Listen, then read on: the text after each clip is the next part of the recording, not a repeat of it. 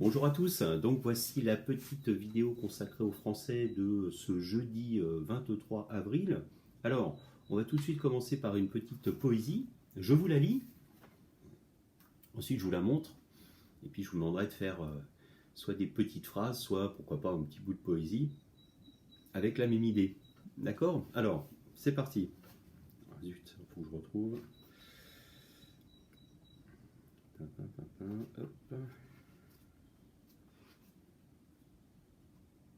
Voilà, songeuse solitaire de Noël Prévost.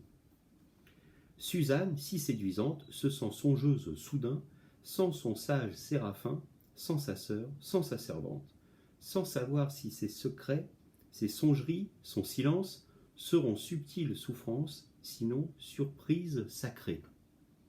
Voilà, Noël Prévost donc. Bon alors, vous avez entendu, il y a un petit jeu de sonorité. Alors je vous montre la poésie maintenant, elle est là, hein. Songeuse solitaire, ici. Vous pouvez mettre sur pause.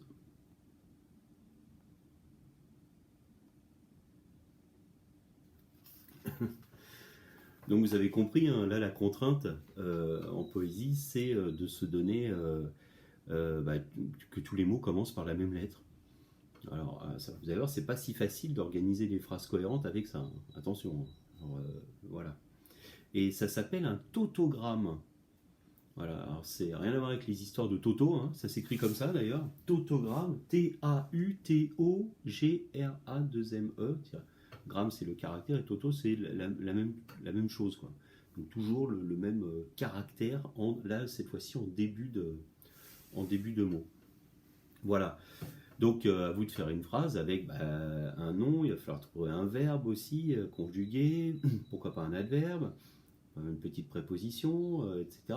Voilà, à vous de chercher un petit peu et d'essayer de me faire des petits bouts de phrases que vous m'envoyez dans les commentaires, bien sûr, c'est super, comme ça je vois ce que vous avez fait. Voilà. Alors, aujourd'hui, on va travailler en conjugaison, un nouveau temps qui s'appelle le conditionnel. Alors, très très utilisé à l'oral, peut-être que vous ne savez pas, même à l'écrit, hein, que ça s'appelle le conditionnel, mais vous allez voir, vous allez le reconnaître facilement. Typiquement, la phrase un petit peu clé, c'est vous avez d'abord une condition, bien sûr, qui arrive avec si blablabla. Alors, cette condition est énoncée à l'imparfait. D'accord? Donc, par exemple, je vais prendre ou alors une phrase typique, si je gagnais au loto, voilà une condition à l'imparfait, je m'achèterais, je sais pas, beaucoup de choses. Voilà une condition. Il y a la condition à l'imparfait, et ensuite arrive le conditionnel. Il ne faut pas faire les deux en même temps, hein. C'est pas si je gagnerais au loto, non. Là, il y a une petite confusion, on fait les deux dans la même phrase, non. Si plus imparfait, et voilà. D'ailleurs, on dit, quand on commence la phrase, les si n'aiment pas les ré. Il y a une petite idée musicale derrière. Attention, ça s'écrit AI, hein. Les si n'aiment pas les ré, ça veut dire qu'on ne peut pas coller le si directement avec le ré. Si j'aurais de l'argent ou si je gagnerais de l'argent. Non, si j'avais de l'argent, si je gagnais au loto, ou voilà. Alors je vous lis la leçon, et puis on va parler un petit peu de la formation des verbes. Typiquement, vous allez voir dans la formation, c'est un mélange d'idées du futur pour le radical, et ensuite les terminaisons de l'imparfait. Voilà.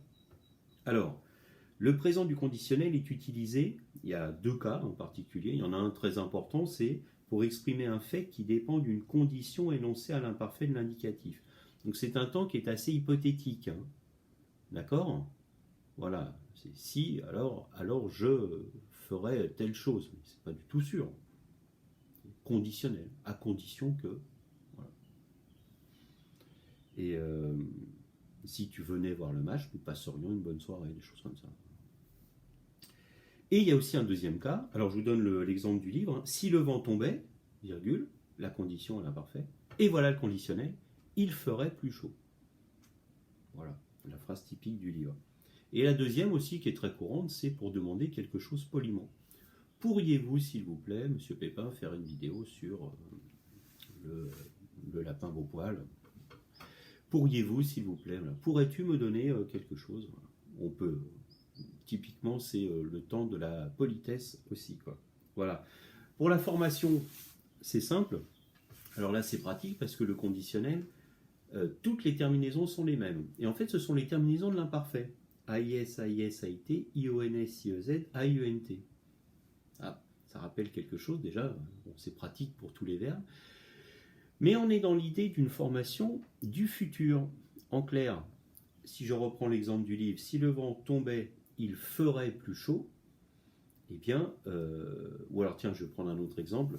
S'il y avait beaucoup de vent, je tomberais par terre. Drôle de phrase. Ou les arbres tomberaient sur le sol. D'accord.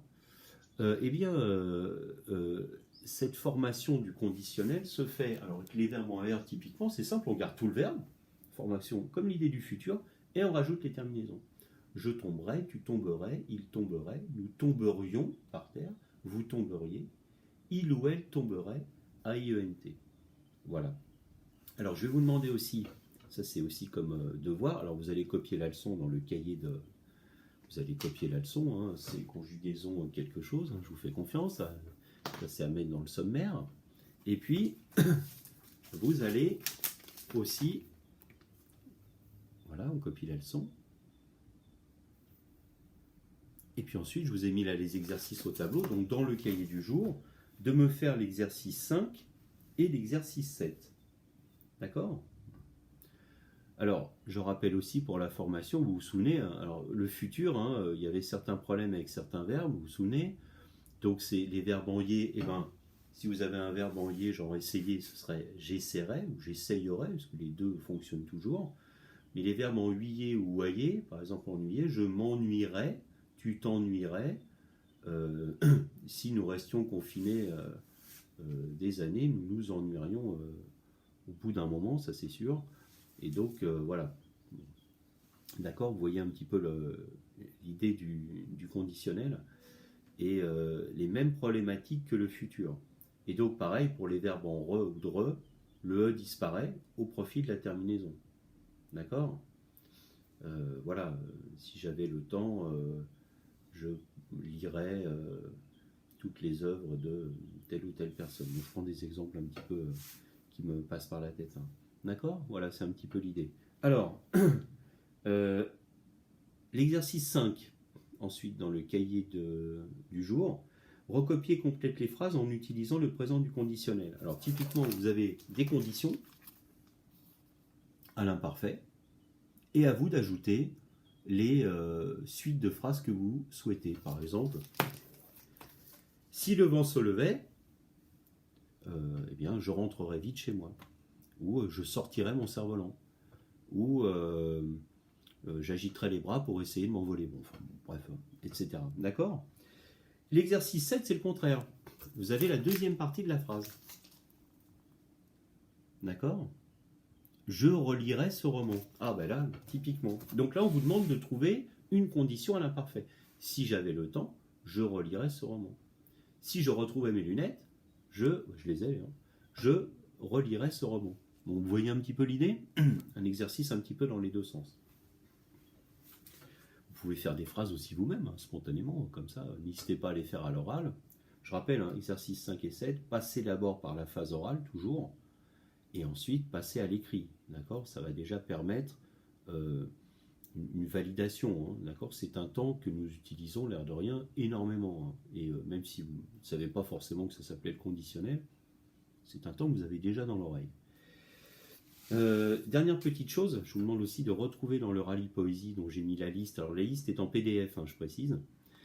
Il y a une poésie qui est entièrement construite de cette manière, avec une succession de conditions à l'imparfait, si, hein, si, sur beaucoup de vers, et à un moment donné, on bascule au conditionnel. Et là, il y a toute la suite de la poésie, ce ne sont que des verbes au conditionnel. C'est une poésie qui est idéale pour travailler une petite introduction conditionnelle. Donc je vous demande de me retrouver le titre de cette poésie, et puis de me trouver l'endroit où ça bascule, et on fera la correction de cela cet après-midi, et on regardera un petit peu, je vous relirai cette poésie. Voilà, bah écoutez, c'est tout pour le français. Donc vous avez le tautogramme, d'accord, une phrase dont chaque mot commence par la même lettre, pas forcément S, hein, bien sûr. Hein. Ça peut être T, ça peut être H, ça peut être. Il y a des lettres plus faciles que d'autres. Hein. Ça, vous allez voir. Le S, c'est pas mal. Et il y en a d'autres qui sont plus durs. Hein. Si vous faites X, ça va être très dur. D'accord. Donc, il y a des lettres un petit peu à éviter. Et puis, donc, la leçon, exercice 5 et 7, donc page 81. Et puis, à vous de me retrouver cette fameuse poésie. Et puis, en la lisant, vous ne recopiez pas la poésie, hein, mais en la lisant, dire ah, c'est ici qu'on passe au conditionnel. Voilà, si vous avez retrouvé l'endroit, eh ben on verra ça ce soir. Voilà, à tout à l'heure. Alors, soit ce soir pour les mathématiques, soit tout de suite pour qu'est-ce que je raconte, soit ce soir pour les corrections, soit tout de suite pour les mathématiques. Voilà.